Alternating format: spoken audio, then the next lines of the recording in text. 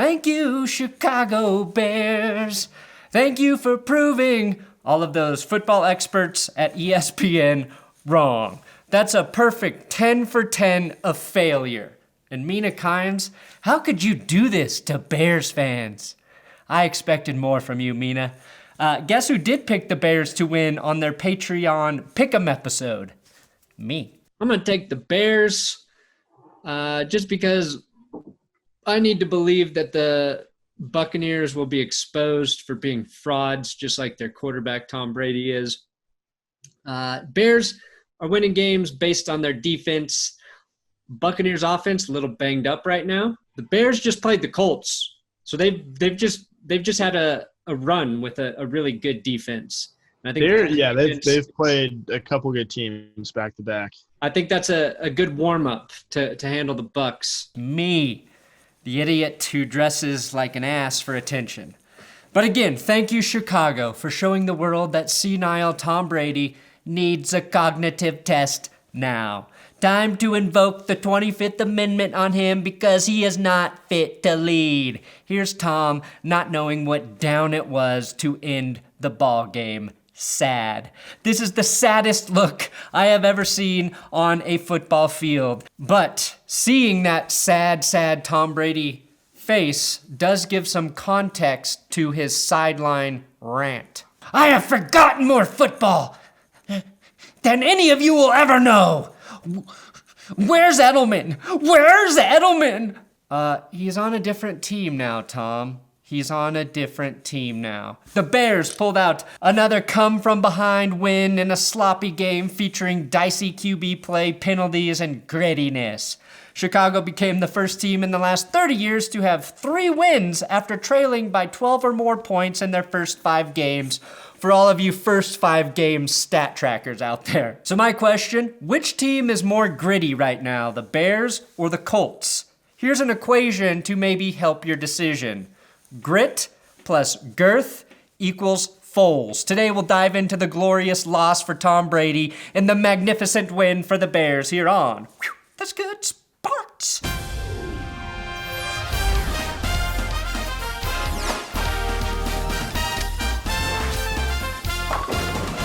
Please subscribe to this YouTube channel. I do football news. And if you want to be up to speed with news and jokes of dicks and football, this is your channel. Today's episode is sponsored by manscaped.com/goodsports. Speaking of balls and dicks, and it's about sweaty balls today. Ball deodorant. Ball deodorant. Ball deodorant. Ball deodorant. Ball deodorant. Ball deodorant. No matter the size or the weird shape of your balls, I bet they sweat, which is why you need the Crop Preserver Ball Anti-Chafing Deodorant from Manscaped. I recommend ball deodorizing as part of your post-shower routine. Squirt some of the Crop Preserver Aloe Vera Quick Absorbing Gel into your palm, get enough, and then rub your balls until your hands fall off, or whatever you deem a normal amount of ball rubbing. It dries clear and it keeps your balls fresh and clean all day long, and it's made with only natural ingredients, so your balls are safe.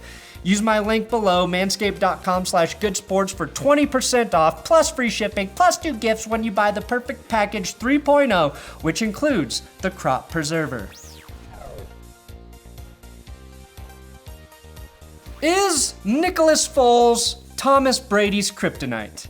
Or is it the color scheme of orange and blue? ESPN brought up this graphic of quarterbacks who are undefeated against Tom Brady. Atop, Jake Plummer is Tom Brady's one true daddy. Nick Foles, Cam Newton, who ironically replaced Brady in New England, and Brian Griese all never lost to Tom Brady.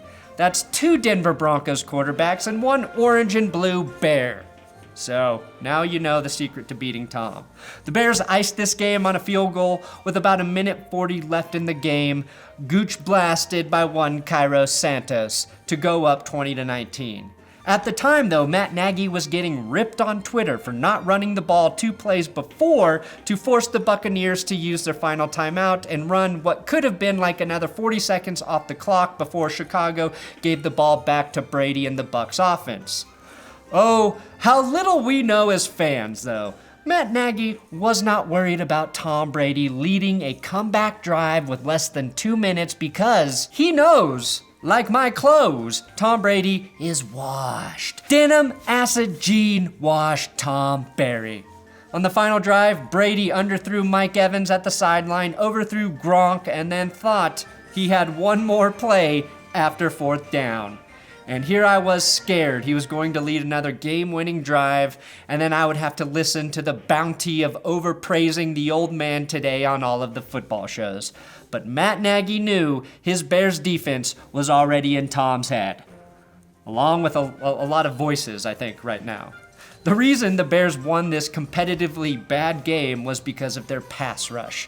That pass rush was absent in the first quarter, which is the reason the Bucs jumped out to an early lead. But as soon as they hit Brady like twice, he started playing scared, flinching before pressure even got to him. It was almost comical watching him brace for hits that weren't actually coming. Now, Nick Foles was not better than Tom Brady on Thursday night, but he also did not play like a decrepit old man. Instead, he inspired some of the greatest art ever created. I'm talking MoMA art good.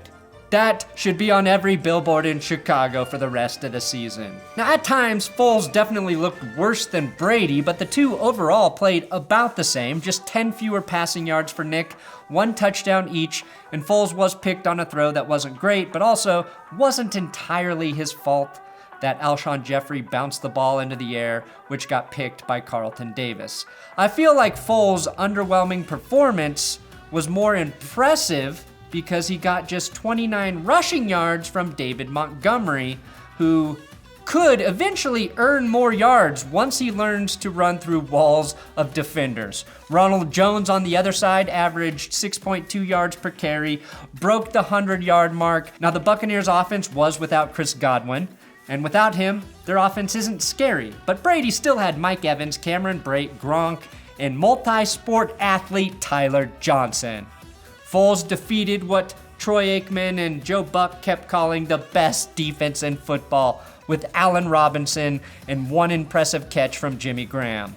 Believe it or not, though, that touchdown by Graham was the 78th TD of Jimmy's career, which puts him just 1 behind Rob Gronkowski, who is yet to perform a Gronk spike in the end zone this season.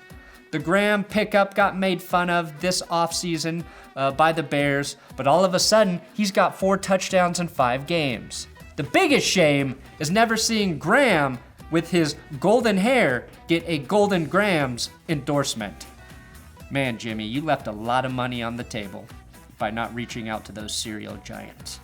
The reason Brady was so upset on the sideline in this game was because his offense committed 5 penalties on 6 plays. I think 6 penalties with 4 accepted, sabotaging a drive that should have ended in 3 points at least. It's like, Tom, your line and receivers can mess up 5 times in a row. Just be cool with it now, dude. That's your life with Bruce Arians. You wanted to play with the cool coach, which means you have to not only tolerate a lack of discipline, you got to embrace that shit, bro. That's the price you pay for leaving Belichick. Now, after the game, Brady said he knew what down it was at the end of the game. He just forgot what year it was. I do think Tom knew it was 4th down. I think this is actually the confused face of a man who is simply refusing to leave the field because he's grown accustomed to the referees bailing him out the last 20 years. He was just waiting for a late flag to keep the drive alive. Sorry, Tom, it's not happening anymore. And now you just look like the last kid to get picked up from football practice because your dad likes work more than being at home with you and your mom. That's not a personal story. Bruce Arians has big balls. He went for it on 4th and 1 at his own 20 early in the game, but like so many big bald men before him, wasted his load of courage too early when nothing was on the line, and perplexingly didn't go for it on 4th and 1 late in the game and opted to kick a field goal instead. As much as I hate Tom Brady, if I were his coach, I would always go for it on 4th and 1. I don't think I've ever seen him not pick up a first down when he runs the QB sneak. In fact, that's the only thing I will credit him for with GOAT status. Tom Brady is the best sneaky QB to ever play the game. Are the Bears for real? I'm not sure. I think the Bears better figure out how to run the ball if they want to keep winning football games. 29 yards from Montgomery Thursday night, just 27 when the Bears lost to the Colts and their better defense on Sunday, 45 from him against Atlanta, and then 2 decent games to start the season, but that's before Tariq Cohen got hurt and when Mitch Trubisky was posing as a threat to run. Foles is going to bounce between unstoppable and floppable in games, but the Bears defense can keep things close. But I think if Chicago can start rushing the ball with Nick Foles, then they will be considered a legit contender for a big playoff push. Again, Foles wasn't especially good in this game. He missed Allen Robinson wide open on first down, missed a wide open Darnell Mooney deep down the field, and it doesn't matter because I was actually just distracted by his tie-dye crucial catch hat. And honestly, he pulls the look off. That is the hat a leader wears. A leader that you follow to a commune and spend the rest of your days eating off of the land. Overall, Foles still ended up completing 71% of his passes, that 1 touchdown to Jimmy Graham, and was on the wrong end of a really athletic interception by Carlton Davis, the most athletic thing anyone named Carlton has ever done. Which is why Carlton Davis is the guy you should discuss as a former basketball player and not Jimmy Graham.